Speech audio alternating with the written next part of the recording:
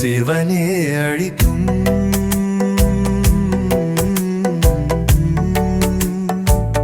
சிவனே அழிக்கும் மிதத் தெரிவானா ஞான முரளே மிதத் தெரிவானா ஞான முரளே சிவனே அழிக்கும் மிதத் தெரிவானா ஞான முரளே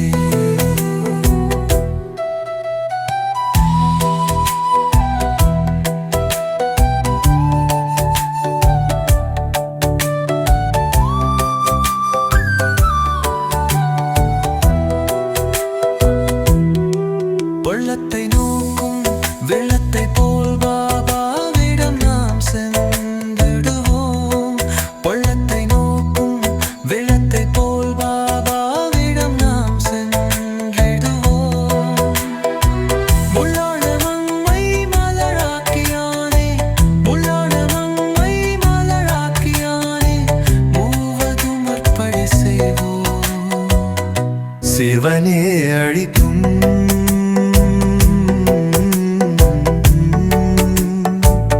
சிவனே அழிக்கும் மிதத் தெரிவானா ஞான முரளே மிதத் தெரிவானா ஞான முரளே. ஓம் சாந்தி. இன்றைய சாக்கார முரளி 24/4/2026. இனிமையான குழந்தைகளே, இப்பொழுது வீட்டிற்கு திரும்ப செல்ல வேண்டும். எனவே தேக உணர்வை மறந்து தங்களை அஷரீர ஆத்மா என்று உணருங்கள். அனைத்திலிருந்தும் பற்றை நீக்கிவிடுங்கள். கேள்வி: சங்கம யுகத்தில் குழந்தைகளாகிய நீங்கள் தந்தையிடமிருந்து எந்த ஒரு அறிவை கற்கிறீர்கள்? பதில்: தமோ பிரதான நிலையிலிருந்து எப்படி சதோ பிரதானமாகலாம், தங்களுடைய அதிர்ஷ்டத்தை உயர்ந்ததாக எப்படி ஆக்கலாம் என்ற இந்த அறிவை இப்பொழுதுதான் நீங்கள் கற்கிறீர்கள். எந்த குழந்தைகள் எந்த அளவிற்கு தனது உயர்ந்த அதிர்ஷ்டத்தை அமைத்து கொண்டிருக்கிறது என்பதை தந்தை ஒவ்வொரு குழந்தைகளின் செயல்கள் மூலம் அறிகிறார். பாடல்: இறந்தாலும் உங்கள் மடியில். ஓம் சாந்தி. எல்லா குழந்தைகளும் இந்த பாடலை கேட்டீர்கள்.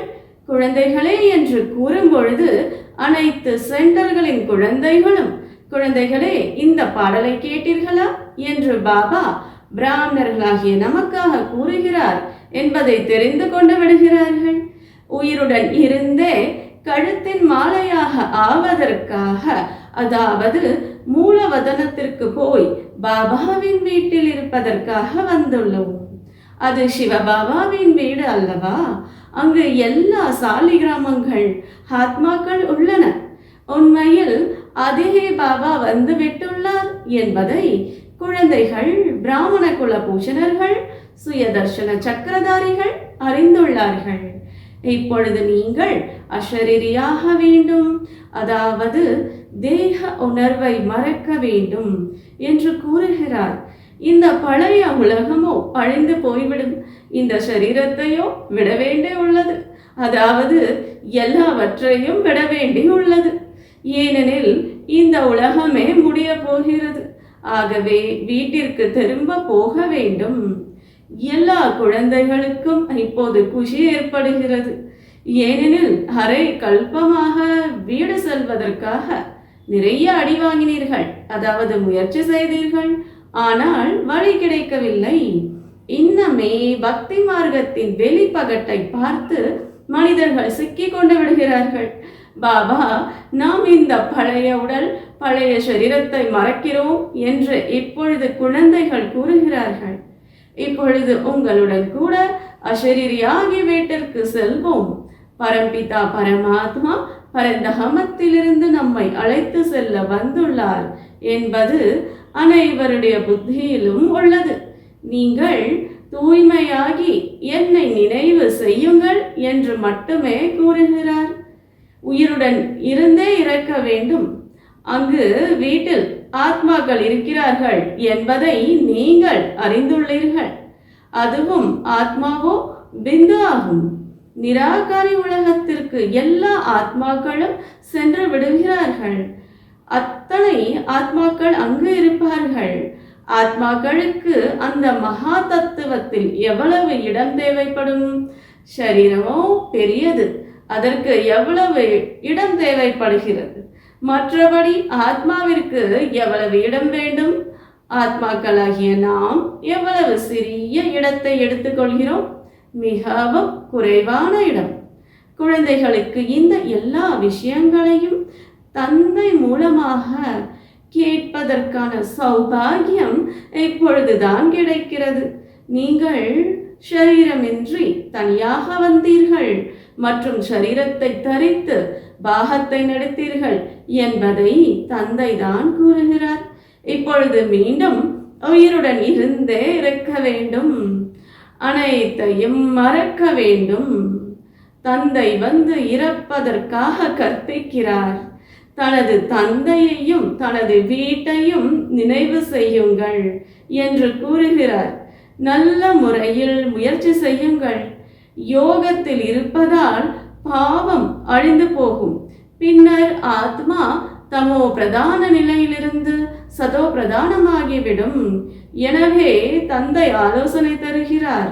தேகத்தின் அனைத்து சம்பந்தங்களையும் வெடுத்து என் ஒருவனை நினைவு செய்யுங்கள் என்று முந்தைய கல்பத்திலும் கூறியிருந்தேன். அனைவருக்கும் ஒரே தந்தை அவரே ஆவார் இல்லையா? நீங்கள் பிரஜாபிதா பிரம்மாவின் முக வம்சாவளி குழந்தைகள் ஆவீர்கள். நீங்கள் ஞானம் பெற்றுக்கொண்டே இருக்கிறீர்கள். சிவனுடைய குழந்தைகளாகவோ இருக்கவே இருக்கிறீர்கள். நாம் பகவானின் குழந்தைகளாவோம் என்ற நிச்சயமோ அனைவருக்கும் உள்ளது. ஆனால் அவருடைய பெயர், ரூபம், தேசம் மற்றும் காலம் மறந்த காரணத்தினால் பகவானிடம் யாருக்குமே அந்த அளவு அன்பு இருப்பதில்லை. இப்படி யாரையுமே குறை கூறுவதில்லை. இதுவும் நாடகத்தில் பொருந்தி உள்ளது. ஆத்மாவாகிய நீங்கள் எவ்வளவு சிறிய பிந்து என்பதை தந்தை புரிய வைக்கிறார். அதில் 84 பிறவிகளின் பாகம் பொருந்தியுள்ளது. எவ்வளவு அதிசயம்! ஆத்மா எப்படி சரீரத்தை எடுத்து பாகத்தை நடிக்கிறது? இப்பொழுது உங்களுக்கு எல்லையில்லாத பாகம் பற்றி தெரிய வந்துள்ளது. இந்த ஞானம் வேறு யாருக்குமே இல்லை. நீங்கள் கூட தேக அபிமானியாக இருந்தீர்கள். இப்பொழுது எவ்வளவு மாற்றம் அடைந்துள்ளீர்கள்! இது கூட ஒவ்வொருவரின் அதிர்ஷ்டத்தை பொறுத்து உள்ளது. முந்தைய கல்பத்தின் அதிர்ஷ்டத்தின் சாட்சாத்காரம் ஆகிக் கொண்டிருக்கிறது. உலகத்தில் எவ்வளவு அதிக மனிதர்கள் உள்ளார்கள். ஒவ்வொருவருக்கும் அவரவருக்கென்று பாகம் உள்ளது. எப்படி எப்படி யார் கர்மம் செய்தார்களோ அதற்கேற்ப துக்கம் உடையவர்களாக, சுகம் உடையவர்களாக, பணக்காரர்களாக, ஏழையாக ஆகிறார்கள். அவ்வாறு ஆவது ஆத்மா ஆகும். ஆத்மா எப்படி சுகத்தில் வருகிறார், பிறகு எப்படி துக்கத்தில் வருகிறார் என்பதை தந்தை வந்து புரிய வைக்கிறார். தமோ பிரதான நிலையிலிருந்து சதோ பிரதானம் ஆவதற்கான அறிவை தந்தை தான் முந்தைய கல்பத்தில் போலவே புரிய வைக்கிறார். யார் எந்த அளவு அறிவை பெறுகிறார்களோ அந்த அளவே இப்பொழுது அடைந்து கொண்டிருக்கிறார்கள். கடைசியில் ஒவ்வொருவருடைய அதிர்ஷ்டத்தையும் புரிந்து கொண்டு விடுகிறார்கள். பிறகு கல்ப கல்பமாக இவ்வாறே ஒவ்வொருவருடைய அதிர்ஷ்டம் இருக்கும் என்று கூறுவார்கள். யார் மிகவும் நன்றாக யோகத்துடன் கூடியவராக, ஞானம் நிறைந்தவராக இருப்பாரோ அவர் சேவையும் செய்து கொண்டிருப்பார். படிப்பில் எப்பொழுதும் முன்னேற்றமாகிக் கொண்டே இருக்கும். ஒரு சில குழந்தைகள் சீக்கிரமாக முன்னேற்றம் அடைந்து விடுகிறார்கள். ஒரு சிலர் மிகவும் தலையை கெடுத்துக் கொள்கிறார்கள்.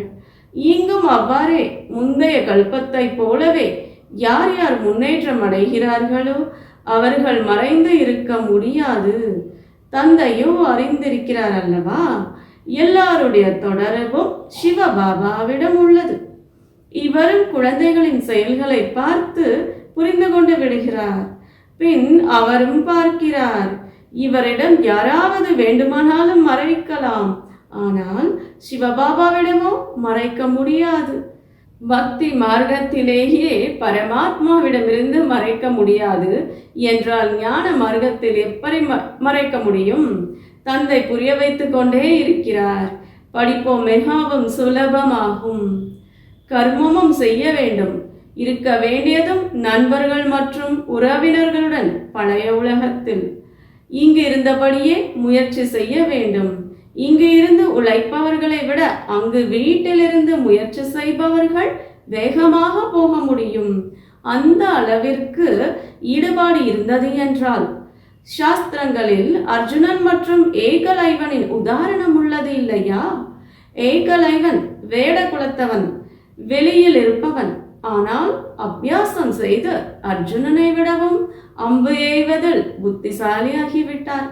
ஆக இல்லறத்தில் இருந்தபடியே தாமரை மலர் போல வாழ வேண்டும். இதிலும் நீங்கள் உதாரணத்தை பார்க்க போகிறீர்கள். இல்லறத்தில் இருந்தபடியே மிகவும் நல்ல சேவை செய்யக்கூடியவர்களாக இருப்பார்கள். அவர்கள் அதிகமாக விருத்தியை அடைந்து கொண்டே இருப்பார்கள். இங்கு இருப்பவர்களையும் மாயை விடுவது இல்லை. அப்படியின்றி பாபாவிடம் வந்து விடுவதால் விடுபட்டு விடுவார்கள் என்பது அல்ல. அப்படி கிடையாது. ஒவ்வொருவருடைய முயற்சியும் தனித்தனியாகும். இல்லறத்தில் இருப்பவர்கள் இங்கு இருப்பவர்களை விட நன்றாக முயற்சி செய்ய முடியும்.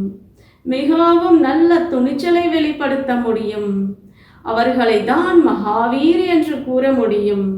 இல்லறத்தில் இருந்து தாமரை மலர் போல ஆகி காண்பிப்பார்கள். பாபா நீங்களோ விட்டு விட்டீர்கள் என்று கூறுவார்கள். பாபா கூறுகிறார், நான் எங்கே விட்டேன்? என்னை தான் விட்டுவிட்டு சென்று விட்டுள்ளார்கள். பாபாவோ யாரையும் விட்டு விடுவது இல்லை. வீட்டில் இன்னமே அதிகமான குழந்தைகள் வந்து விட்டார்கள். மற்றபடி கன்னியர்களுக்கோ பாபா நீங்கள் இந்த ஈஸ்வரிய சேவை செய்யுங்கள் என்பார். இவரும் பாபா ஆவார், அவரும் பாபா ஆவார். குமாரர்களும் நிறைய பேர் வந்தார்கள், ஆனால் நடக்க முடியவில்லை. கன்னியர்கள் பிறகும் நன்றாக இருக்கிறார்கள். ஒரு கன்னிகை 100 பிராமணர்களை விட உத்தமமானவர் என்று கணக்கிடப்படுகிறார். எனவே கன்னிகை என்றால் 21 குலத்திற்கு முன்னேற்றம் செய்பவர்கள், ஞான அம்பு எய்துபவர்கள். மற்றபடி யார் இல்லறத்தில் இருக்கிறார்களோ அவர்களுக்கு BK ஆவார்கள். இனி முன்னால் போக போக அவர்களுடைய பந்தனம் கூட முடிந்து போய்விடும். சேவையோ செய்ய வேண்டியுள்ளது இல்லையா? சேவை செய்யக்கூடிய நிறைய குழந்தைகள் பாப்தாதாவின் இதயத்தில் இடம் பெற்றிருக்கிறார்கள். ஆயிரக்கணக்கானோருக்கு நன்மை செய்து கொண்டிருக்கிறார்கள். எனவே அப்பேற்பட்ட சேவை செய்யும் குழந்தைகளுக்கு ஆசீர்வாதம் கூட வந்து கொண்டே இருக்கும். அவர்கள் இதயத்தில் இடம் பிடிப்பார்கள். யார் இதயத்தில் இருக்கிறார்களோ அவர்களே சிம்மாசனத்தில் அமர்வார்கள். தங்களுக்குள் ஒன்று சேர்ந்து அனைவருக்கும் வழி காண்பிப்பதற்கான யுக்தியை ஏற்றிக்கொண்டே இருங்கள் என்று பாபா கூறுகிறார். படங்கள் கூட புதியதாய் தயாரித்து கொண்டே இருக்கின்றன. இவை அனைத்தும் நடைமுறை விஷயமாகும். பரம்பிதா பரமாத்மா நிராகாரமானவர், அவரும் விந்து ஆவார் என்பதை இப்பொழுது நீங்கள் புரிய வைக்கிறீர்கள். ஆனால் அவர் ஞானக்கடல் பதித பாவனர் ஆவார். ஆத்மாவும் விந்து ஆகும். குழந்தை பிறகும் பெரியவரும் ஆகிறார். தந்தை மற்றும் குழந்தைகளுக்கிடையே வித்தியாசமோ இருக்கும் அல்லவா?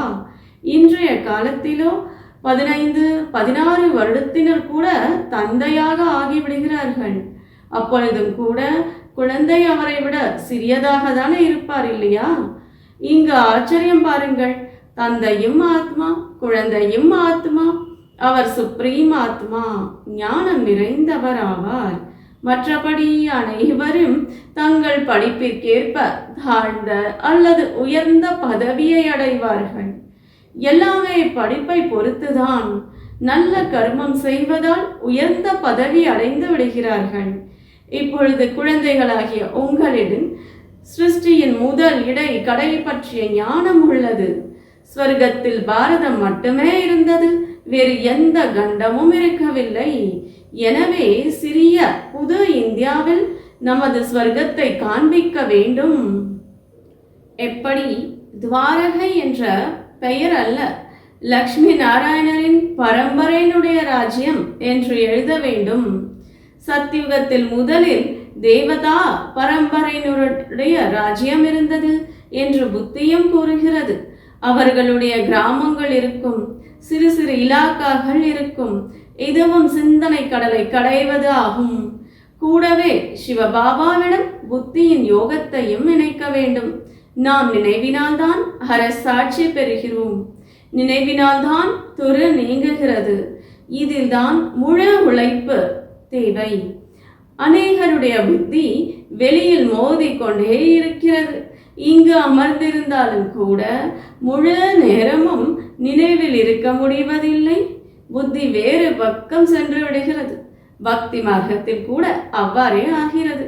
ஸ்ரீ கிருஷ்ணரின் பக்தி செய்து செய்து புத்தி வேறு பக்கம் சென்று விடுகிறது. நவதா பக்தி செய்பவர்கள் தரிசனத்திற்காக மிகவும் முயற்சி செய்கிறார்கள். கிருஷ்ணரை தவிர வேறு யாருடைய நினைவும் வரக்கூடாது என்று எவ்வளவு மணி நேரம் அமர்ந்து விடுகிறார்கள். மிகவும் உழைப்பு உள்ளது. இதில் 8 மற்றும் 16,108 மாலை ஆகிறது. அவர்களோ லட்சங்களின் மாலையையும் காண்பிக்கிறார்கள். ஆனால் ஞான மார்க்கத்தின் மாலை மிகவுமே விலை மதிப்பு வாய்ந்தது. பக்தி மார்க்கத்தினுடையது மலிவானது. ஏனெனில் இதில் ஆன்மீக உழைப்பு உள்ளது. கிருஷ்ணரை பார்த்து மகிழ்ச்சியுடன் நடமாடுகிறார்கள். பக்தி மற்றும் ஞானத்துக்கிடையே இரவு பகலுக்கான வித்தியாசம் உள்ளது. பக்தியில் கிருஷ்ணரை நினைவு செய்வதால் துரு நீங்கும் என்று புரிய வைக்கப்படுவது இல்லை.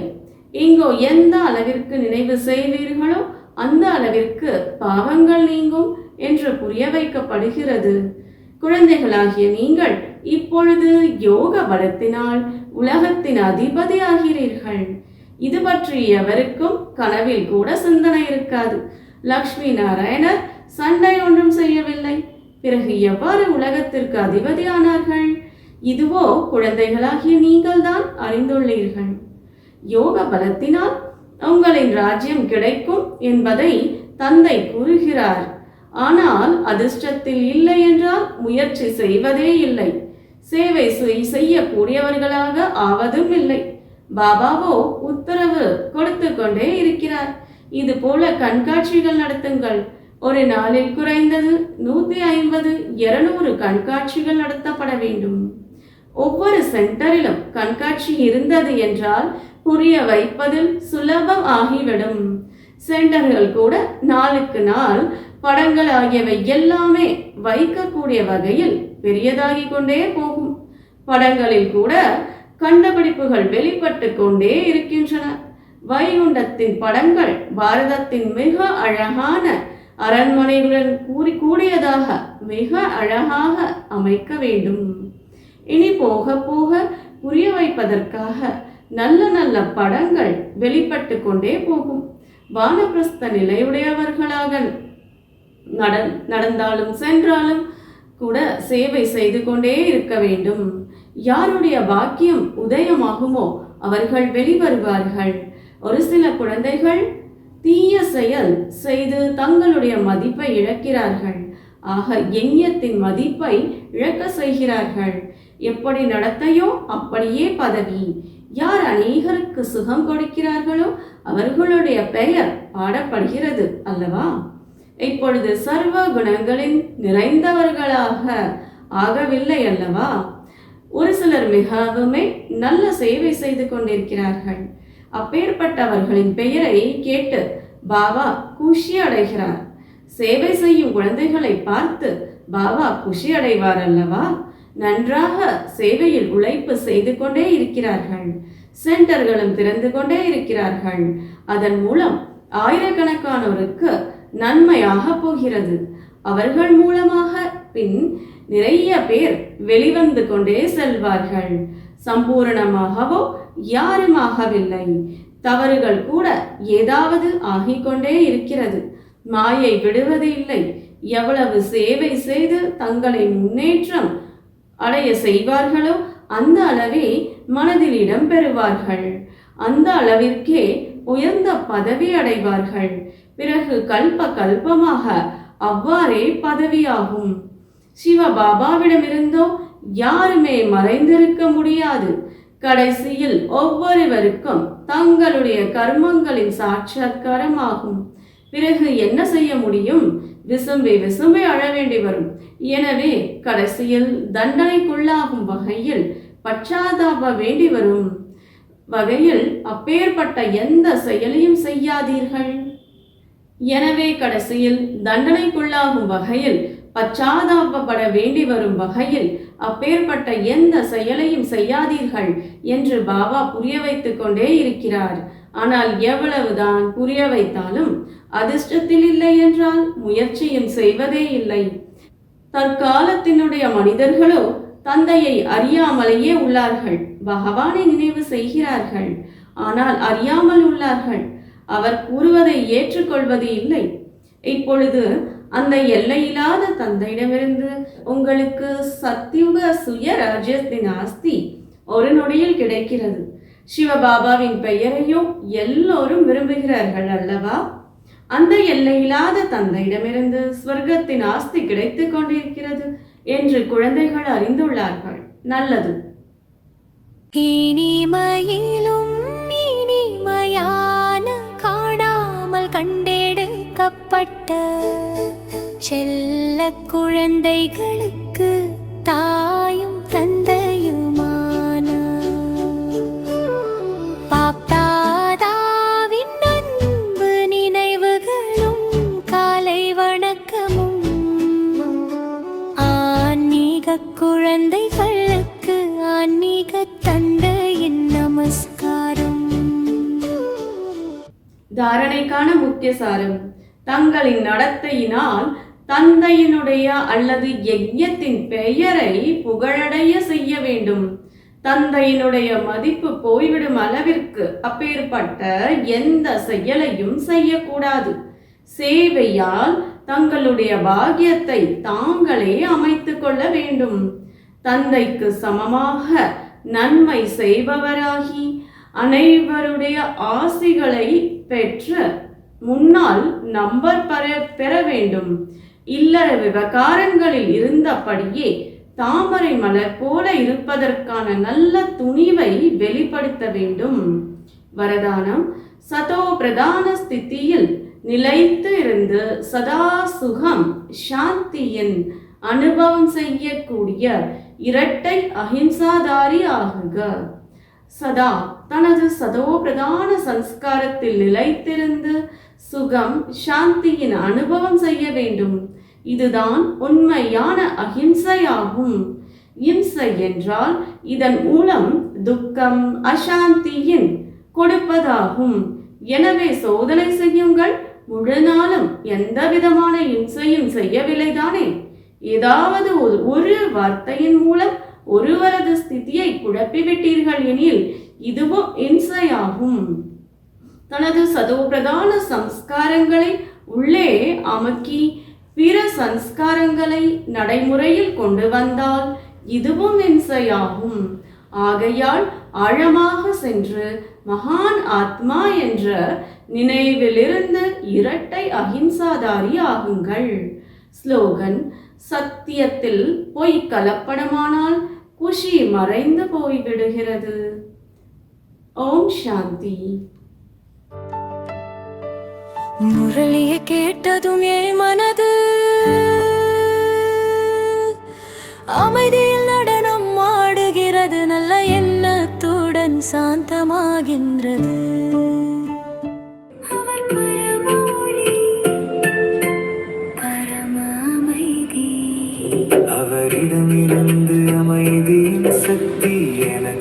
வருகிறது என் உள்ளம் நிறைந்து கொண்டிருக்கிறது நான் அமைதி ஆழ்ந்த அமைதி என் இயல்பு அமைதி